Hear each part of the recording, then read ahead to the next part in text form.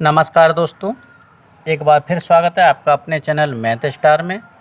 तो आज हम नंबर सिस्टम और सिंप्लीफिकेशन दोनों के कुछ अच्छे क्वेश्चन आपके सामने ला रहे हैं और उम्मीद करता हूं कि आप इन क्वेश्चनों को बहुत एंजॉय करेंगे। तो पहला क्वेश्चन हम आपको बताते हैं, गुणा 9, 8, 7, 8, 4। इसमें जो इसका गुणनफल है, इसमें क्या जोड़ा जाए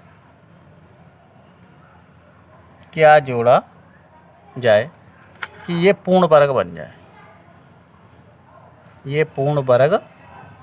बन जाए, तो आप देखिए कि इस क्वेश्चन को किस प्रकार से करेंगे।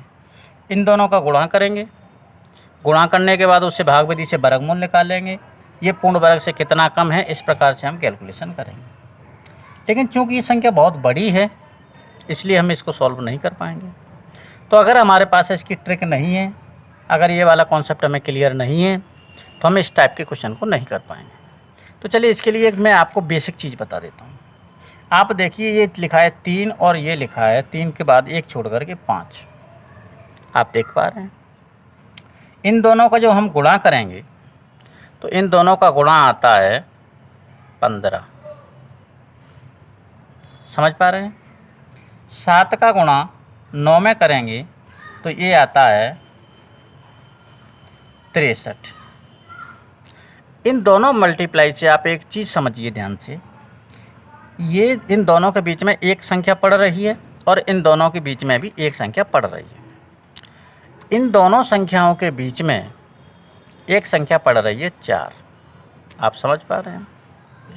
जो 4 संख्या पड़ रही है, तो ये देखिए इसके वर्ग से एक कम है। सही है। 7 और 9 के बीच में एक संख्या पड़ रही है 8, तो ये इसके वर्ग से एक कम है। यहाँ तक तो कोई दिक्कत नहीं है। इसके बाद हमें यहाँ एक चीज़ क्लियर हो जाती है कि अगर इस टाइप का कोई भी गुणा है, तो उनका गुणा जब हम करेंगे तो बीच की संख्या में एक कम आता है।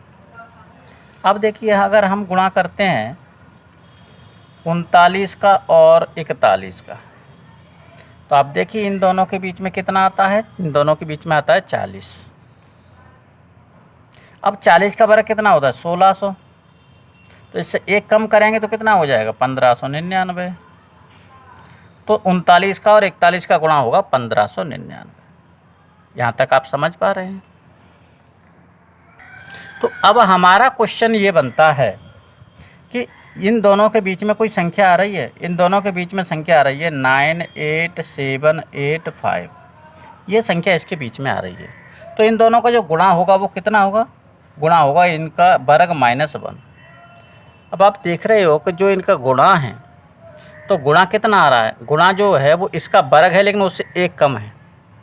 अगर इसमें एक हम जोड़ दें तो क्या होगा, अगर एक जोड़ देते हैं तो हमारा संख्या पूर्ण वर्ग बन जाएगी। तो जो हमारा आंसर होगा वो होगा 1।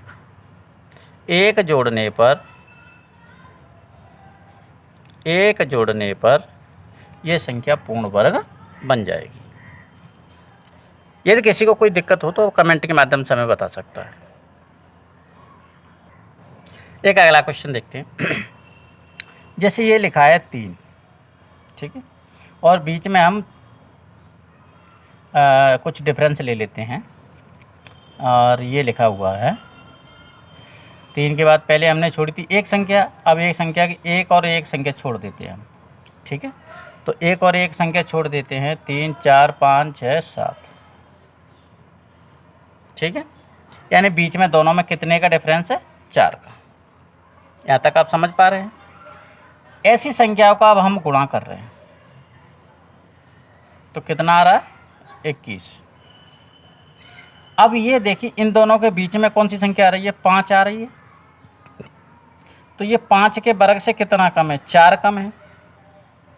और देखते हैं, 10 गुणा 14 कितना आ रहा है 144। बीच में संख्या कौन सी है 12। तो ये 12 का जब वर्ग करेंगे तो उससे 4 कम है।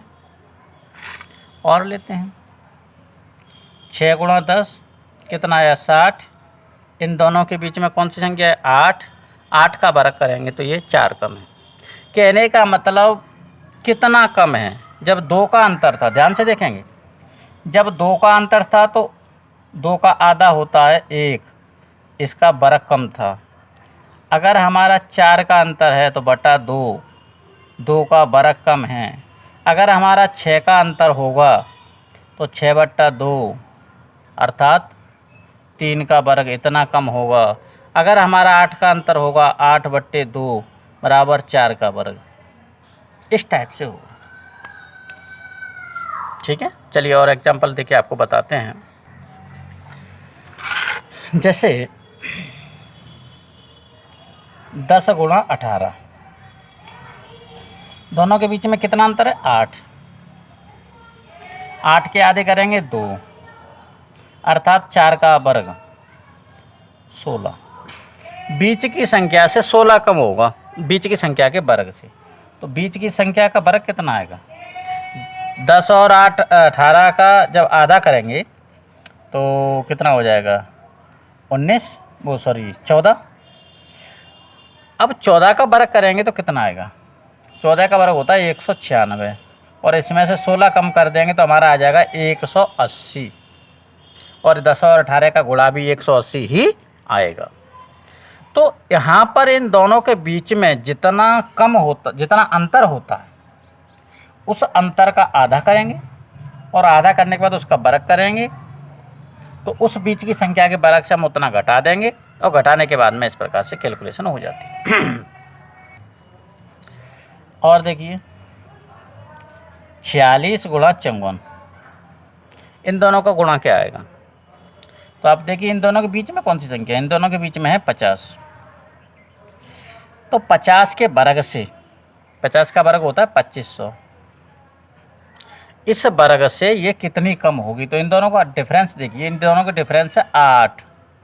8 का बट्टा 2 करेंगे तो आया 4। 4 का वर्ग इसमें से कम होगा यानी 16 कम होगा तो ये हो जाएगा 2486। तो ये इनका गुणनफल होगा। ये समझ में आ गया आपके में।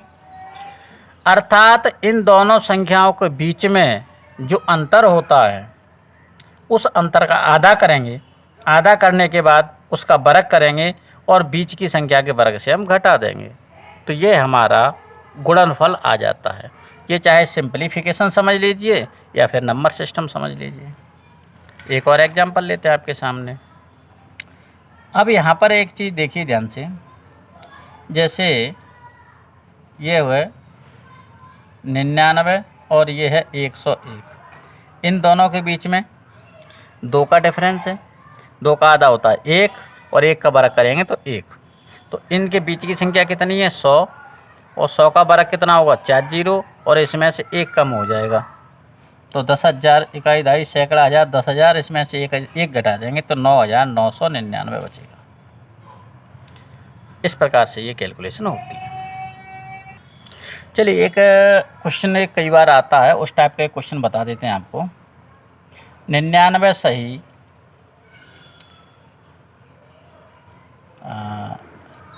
83/99 और गुणा 99। यहाँ पर जो संख्या होगी वही संख्या यहाँ पर होती है। सबसे बड़ी बात ये थी क्योंकि तभी ये कटेगी और ये भिन्न में नहीं आएगी। तो अब इसका आंसर कितना होगा।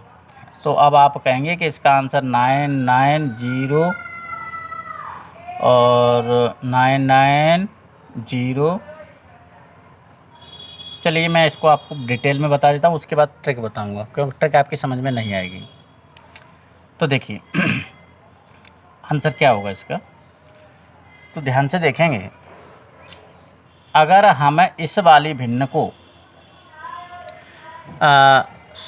अगर अच्छे फॉर्म में लिखेंगे तो किस प्रकार से लिखेंगे, जैसे 2 सही 1/3, इसको हम क्या लिखते हैं, इसको लिखते हैं 3 गुणा 2 प्लस 1/3, 3 दूनी 6 और 1 7/3, ऐसे लिखते हैं।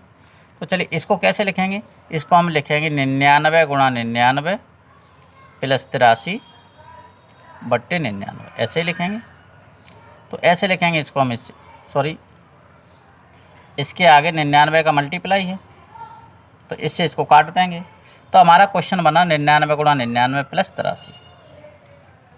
अब यहाँ पर देखिए जो 83 है हम इसे क्या लिखेंगे, जो 83 है इसे हम लिखेंगे 99 माइनस कुछ संख्या, क्योंकि हम सिंप्लीफिकेशन कर रहे हैं। इसका यूज क्या है वो मैं आपको अब आगे बता देता हूँ।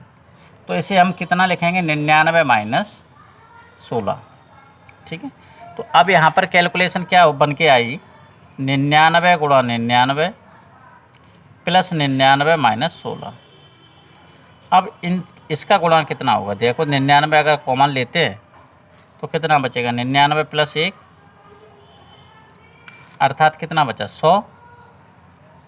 100 का 99 में गुणा करेंगे तो 99 से माइनस के 16, 99 में से 16 घटा देंगे तो बचेगा 9884, ठीक है। तो इस प्रकार से हमारा ये क्वेश्चन बनता है। अब आप कहोगे कि हमारा ये तो बहुत ज़्यादा टाइम ले रहा है और हमें तो बिल्कुल कम से कम समय में निकालना है। क्या होता है कि यहाँ पर जितने 9 होते हैं उतने हम यहाँ 9 लिखेंगे, यहाँ पर जितने 9 होते हैं उतने 0 लिखेंगे, और इन दोनों का जो डिफरेंस है वो इसमें से घटा देंगे, तो 9884 बचेगा। बिल्कुल सिंपल है। एक और क्वेश्चन लेते हैं, 9 से 99 गुणा 994 बट्टे 999 गुणा 999, सॉरी ये गुणा नहीं है, ये सही बट्टे है, ठीक है। तो अब इसका आंसर क्या होगा, ऐसा क्वेश्चन में कई बार आया है, कई बार पेपर में एग्जाम में इस टाइप का क्वेश्चन आता है। तो चलिए देखते हैं क्या होगा। तो देखिए ध्यान से कि इतने 9 के हैं, इतने यहाँ 9 के आएंगे, इतने 0 आएंगे, और इन दोनों का जो डिफरेंस है कितना है 5, ये इसमें से घटा देंगे, यही हमारा आंसर होगा, इसमें से घटा लेंगे। तो इस प्रकार से हम बहुत ही सिंपल वे में इस क्वेश्चन को कर पाएंगे। एक और क्वेश्चन लेते हैं, 999 और ये हो जाएगा 98 बट्टे 99 गुणा 99। ये क्वेश्चन है और इसका हमें क्या करना है, आंसर बताना है। तो इसका जब आंसर क्या होगा आप देख पाएंगे, ये इतनी 9 लिखेंगे, इतने 0 लिखेंगे, और इन दोनों का जो डिफरेंस है वो कितना है, एक इसमें से घटा देंगे, तो सिंपल सा इसका आंसर आ जाएगा। तो ऐसे कई सारे क्वेश्चन सिंप्लीफिकेशन के रूप में हमारे एग्ज़ाम में आते हैं और हम उन्हें छोड़ाते हैं। तो आज के लिए बस इतना ही, अगले वीडियो में मिलते हैं कुछ नए सवालों के साथ, तब तक के लिए नमस्कार।